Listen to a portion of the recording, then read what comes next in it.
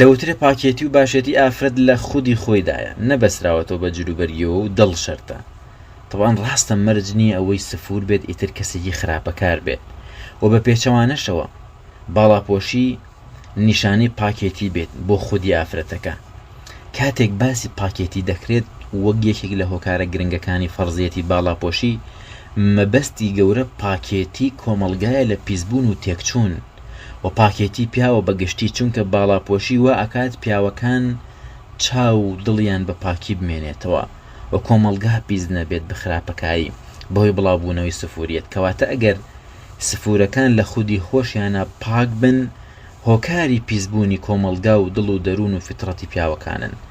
ڕەنگە بوترێت دەیخۆ واجب کراوە لەسەر پیاوان بە تایبەت کە چاوی خۆیان بپارێزن لە نەزەری حەرام و ئەگەر پیاوی خۆی پارێزێ بۆ دەرونی پیسە بێ.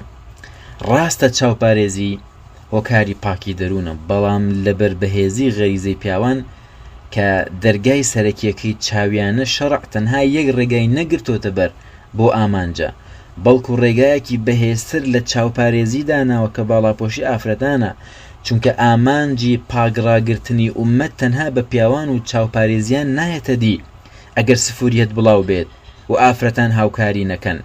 و بێگومان تەنها دڵی شەرد نییە کە ئەمە قسەی هەندێک لە ئەهلی سفورە دەڵێن دڵ شەرتە. طبعاً تەنها دڵ شەرد نییە، قسەیەکی بەتاڵە، بەڵکو کردەوە و ملکەچی بۆ ڕەب العالەمین شەرتە.